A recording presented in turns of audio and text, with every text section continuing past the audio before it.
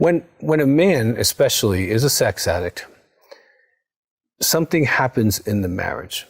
He has absolutely failed to protect his wife, whether it's pornography, masturbation, strip clubs, prostitutes, one-night stands, affairs, whatever the behavior is. He did not keep his word to love, honor, and cherish, to forsake all, and all of that kind of stuff. And so it puts him kind of in a one-down position morally in the marriage. And what happens is he can lose his voice. He loses his rights. He's just happy that she's there. And that's legit, because a woman's going through so much trauma. And if you haven't watched the betrayal trauma video, go get that right now, download it. Because it shows you that your wife has gone through PTSD, depression's possible, lower self-esteem, body image is affected, all kinds of things you have done to her that has made her different. Also, in the marriage after addiction video, I cover this kind of princess warrior concept. And guys, I'm taking my time to get to your answer, but hang with me. The princess warrior is what happens when a man drops his sword. She has to put on the armor. She now has to protect herself and protect her children because you failed. Now, this doesn't have to last forever, but there is a season in which it feels like there's a moral superiority from the woman to the man. Now, it depends on personalities and other traumas and different dynamics in the relationship, whether you're really responsible with the house, with the kids, financially, and other issues. But dynamically, you kind of take a one-down position. And in that, you can lose your voice. And that, in the beginning, is kind of normal. Very normal. You want to make things stable again. You want to do your recovery, put your head down, do your workbooks, make your phone calls, do your polygraphs. If you're not doing that, I strongly encourage you to do that. It's going to be really hard for your wife to switch trusting herself versus trusting you without a polygraph, to know that you're absolutely clean. And so you're going to be going through this for months. Now, she is trying to heal from trauma. She's angry. She could be critical. Things could be upside down. Sex may be affected one way or the other. And so you're not living in your normal marriage. But as you start to heal, you become more mature spiritually, emotionally, and morally. Especially if you're doing the marriage after recovery stuff, you're doing the intimacy exercises with her, you're praying with her, sharing your feelings, praising her, and you're putting something back into the marriage. If that's the case, the marriage itself should become more buoyant. If that's not the case, it's going to stay dry and kind of unpredictable. So as a man, you're going to start growing up, and this becomes problematic because in the marriage, whether it's been 5 years or 50 years, if you're a sex addict, you've been spiritually, emotionally, and morally immature. So she's been living with a child. We actually have a whole DVD. It's a couple hours long for these women to understand. When you marry a child, don't expect a man right away. Now, that might seem demeaning to you, but it's really legit. Okay, it feels like they're raising another child. Now, recovery gives you the gift of your manhood back. You get to be spiritually, emotionally, and morally stable. You get to resist the temptations and actually keep your word to your wife and actually start protecting your family. And so you start growing up and you start getting your moral and spiritual and emotional muscles. Now you can see the conflict that's going to arise. All right. You're in this position initially at disclosure.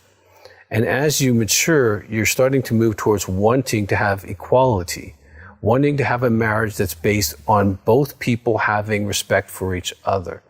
Well, you've lost that respect and now you're earning it back.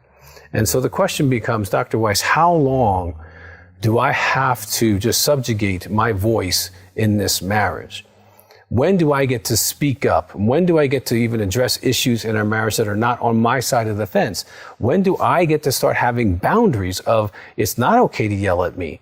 It's not okay to call me a name based on something I did 3 years ago.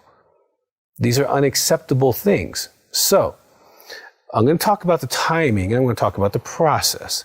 The timing is usually in the third quarter, 8 to 12 months. I would say generally aim for about a year. If you have a year of sobriety, you have made a credible foundation for you to be respected. And so that's kind of the time when this is going to organically happen for you to want to stand up and say, no, this isn't right.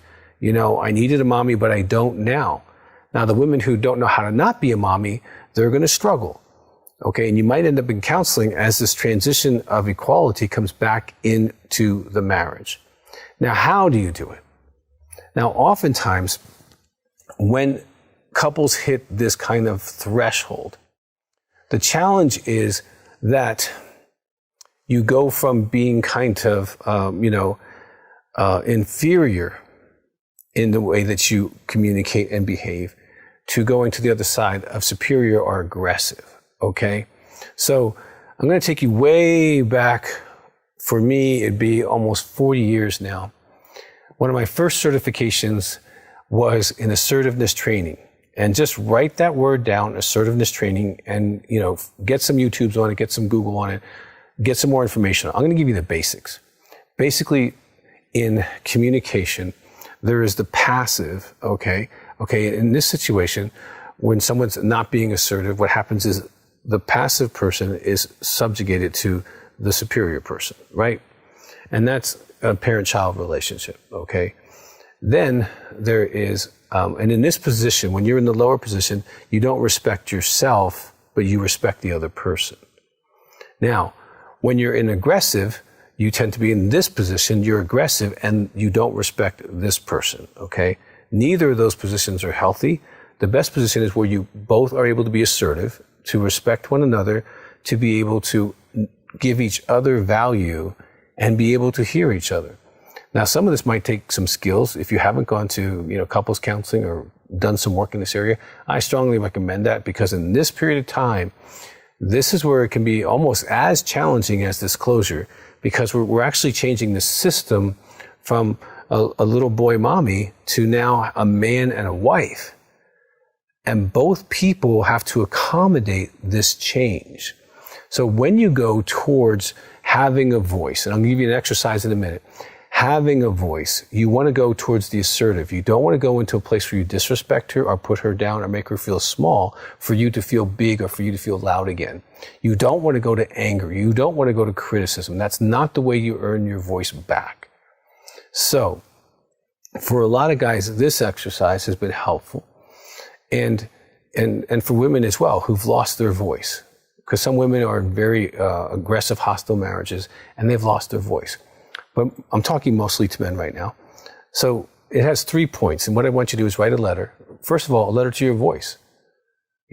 Growing up, what would your voice go through? In your earlier relationships, what has your voice gone through? In this marriage, what has your voice gone through? So you're writing, dear voice, okay? And maybe you lost your voice in a sexual trauma. Maybe you lost your voice at home. Maybe you lost your voice when you were being bullied. But you might have lost it along the way. You might not have. Then in the second part, you take responsibility and ask forgiveness for what you've done to your voice. Even if your diction is the primary reason why you've lost your voice, you still damaged him.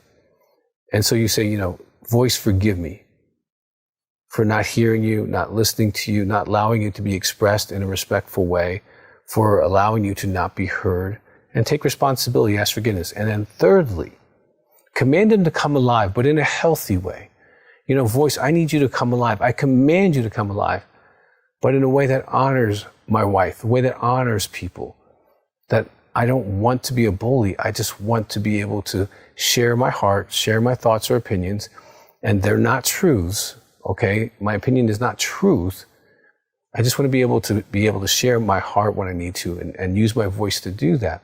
And so write this letter to you and then read it out loud. When guys do the letter, that's one piece, but when you read it out loud, it really can kind of make it real for you. That, okay, it's now time to step into my voice. But you don't step into your voice from passive and go to aggressive. You want to go from passive to assertive. And again, read as much on that as you want to, but you want to go into that kind of place. And if you can do that, you can gain your voice back and keep your marriage and have your wife probably hear you. Now, if your wife is committed to a mommy relationship with you, this is going to be a very strong challenge for you as you stay mature. And that might move you into the second year of recovery, trying to change that dynamic. But for you, you can start having a voice. And I would say it's about that third quarter, more towards the 1 year mark, where you start to get that shift of being a man in a marriage instead of being a child in a marriage. And, really, one of the steps you might want to take is just asking your wife forgiveness for being a child, for being an addict, for the things. Make your amends to her. We have a great DVD called Amends, and it teaches you how to do a validating amend. I would say that would be a great precursor for you to establish your voice in the marriage. And in there, we walk you through how to do a validating amend. It's its own process. But I have seen literally shifts in marriage right after that. Because a woman wants her pain validated. And in the validating amend, it teaches you how to do that type of amend with her.